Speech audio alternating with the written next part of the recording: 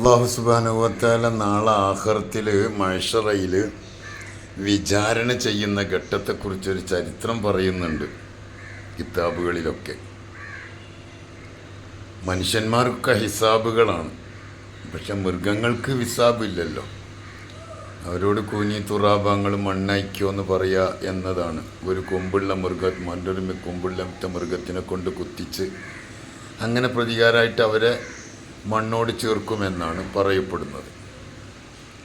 ഇവിടെ ഒരു ചരിത്രം കാണുന്നുണ്ട്. ഏറ്റവും നിസ്സാര ജീവിയായ കഴുത, ഈ കഴുതയെക്കുറിച്ചിടത്തോളം ഖുർആൻ തന്നെ പറയുന്നുണ്ട് വളരെ മോശമായ ശബ്ദമാണെന്നൊക്കെ അല്ലേ. ആ കഴുത പറയും അൽഹംദുലില്ലാഹില്ലദീ ഖലഖനി ഹിമാറ വലം യഖ്ലുഖ്നി കൽബ. പടച്ചവനെ, നിനക്ക് ഞാൻ നന്ദി പറയുന്നു, അൽഹംദുലില്ലാ, എന്നെ നീ ഒരു കഴുതയായിട്ടെങ്കിലും സൃഷ്ടിച്ചല്ലോ. എന്നെക്കാൾ നിസ്സാര ജീവിയായ തൊട്ടാൽ 7 വട്ടം കഴുകേണ്ട മുത്തനജ്ജിസായ നായയുടെ കൂട്ടത്തിൽ പെടുത്തിയില്ലല്ലോ റബ്ബേ എന്ന് പറയുമെന്നാണ്. അപ്പോൾ നായ പറയും അൽഹംദുലില്ലാഹില്ലദീ ഖലഖനി കൽബ വലം യഖ്ലുഖ്നി ഖിൻസീറ.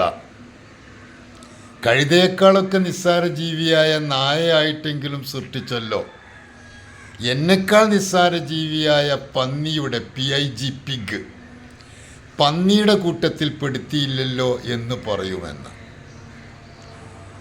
അപ്പോൾ പന്നി പറയുന്നത് അൽഹംദുലില്ലാഹില്ലദീ ഖലഖനി ഖിൻസീറ വലം യഖ്ലുഖ്നി താരിക്കസ്സലാത്ത്.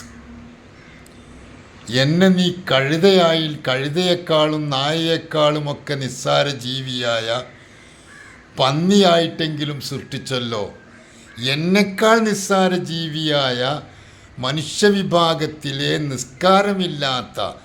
നിസ്കരിക്കാത്ത ജനങ്ങളെ കൂട്ടത്തിൽ പെടുത്തിയില്ലല്ലോ എന്ന് പറയുമെന്ന് ചരിത്രത്തിൽ കാണാം. വലിയ അത്ഭുതമുള്ള വിഷയമാണത്. ഒരു മനുഷ്യനെ കുറിച്ചിടത്തോളം ഏറ്റവും പ്രധാനപ്പെട്ടതാണ് നിസ്കാരം. മനുഷ്യൻ്റെ ശരീരം കൊണ്ട് ചെയ്യുന്ന ഇബാദത്തിൽ ഏറ്റവും പ്രധാനപ്പെട്ടതാണ്. മറ്റുള്ളതിനൊക്കെ ഒഴിവുകളുണ്ട്. റമദാനിൽ നോമ്പ് നോൽക്കാൻ ഒരാൾക്ക് കഴിയില്ലെങ്കിൽ മുദ്ദ് കൊടുക്കുക, പിന്നീട് നോമ്പ് നോറ്റ് വീട്ടുക, സക്കാത്ത് കൊടുക്കാൻ കഴിവുണ്ടെങ്കിൽ കൊടുത്താൽ മതി, ഹജ്ജ് ചെയ്യാൻ സാമ്പത്തികമായും ശാരീരികമായും കഴിവുണ്ടെങ്കിൽ ചെയ്താൽ മതി.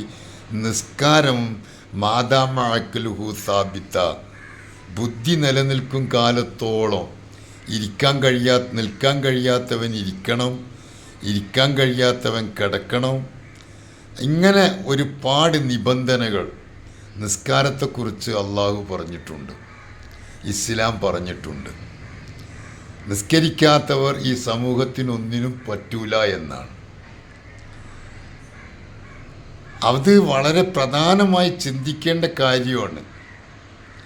5 വഖത്ത് നിസ്കാരത്തെക്കുറിച്ചിടത്തോളം റസൂലുള്ളാഹി പറഞ്ഞത്, നിങ്ങളെ കയ്യിലുള്ള ഒരു ടവ്വല്, ഒരു ഡ്രസ്സ് 5 പ്രാവശ്യം ഇങ്ങനെ അലക്കുകയാണെങ്കിൽ അതിൽ വല്ല അഴുക്കുണ്ടാവുമോ? ഒരു ദിവസം 5 പ്രാവശ്യം അലക്കുന്ന ഒരു ടവ്വലിൽ വല്ല അഴുക്കുണ്ടാവുമോ? സഹാബത്ത് പറഞ്ഞു ഇല്ല. എന്നാൽ ഇതുപോലെയാണ് 5 വഖത്ത് നിസ്കാരം. മനുഷ്യ ജീവിതത്തിൽ 5 നേരം അപാരമായൊരു പ്രോഗ്രാമാണ് നിസ്കാരം എന്നത്. Health issue, health development, mind development. കുറച്ച് നേരം 5 മിനിറ്റ്, ഒരു ദിവസം 5 മിനിറ്റ് നേരം എല്ലാം വിട്ടുകൊണ്ട് ശ്രദ്ധ കേന്ദ്രീകരിച്ച് ദയാനിധിയായ റബ്ബിൻ്റെ മുന്നിൽ സാഷ്ടാംഗം നമിക്കുന്ന അത്യത്ഭുതമായൊരു പ്രത്യേകത ഉണ്ട് നിസ്കാരത്തിന്. 5 വഖത്ത് നിസ്കരിക്കുന്നവനെ കുറിച്ചിടത്തോളം, അത് കാര്യഗൗരവമായി കൊണ്ട് നടക്കുന്ന ഒരുത്തനെ കുറിച്ചിടത്തോളം അവൻ രക്ഷപ്പെട്ടവനാണ്. 5 വഖത്ത് നിസ്കാരത്തെക്കുറിച്ചാണ് ആദ്യമായിട്ട് അള്ളാഹു ചോദിക്കുക. അത് കൃത്യമായി നിർവഹിച്ചവനാണെങ്കിൽ ഫഖദ് അഫ്ലഹ വ അൻജഹ, അവൻ വിജയിച്ചു, രക്ഷപ്പെട്ടു. അതില്ലാത്തവനാണെങ്കിൽ ഫഖദ് ഖാബ വ ഖസിറ, അവൻ്റെ കാര്യം കട്ടപ്പുകയാണ് എന്നാണ് വിശുദ്ധ ഇസ്ലാം റസൂലുള്ളാഹി സ്വല്ലല്ലാഹി അലൈഹി വസല്ലം പഠിപ്പിച്ചത്. അവ്വലുമായി ഹാസബ് ബിഹിൽ അബ്ദു യൗമൽ ഖിയാമത്തി മിൻ സ്വലാത്തി. സ്വലാത്തു അവൻ്റെ നിസ്കാരത്തെക്കുറിച്ചാണ് ആദ്യമായിട്ട് ചോദിക്കുക. ആ നിസ്കാരത്തിൻ്റെ വാർഷികമായതുകൊണ്ട് ഒന്നുകൂടി നമ്മൾക്കൊക്കെ ഒന്നുകൂടി പ്രതിജ്ഞ എടുക്കുക, നിസ്കാരം കൃത്യമായി നിർവഹിക്കാൻ അള്ളാഹു നമുക്ക് തൗഫീക്ക് നൽകട്ടെ.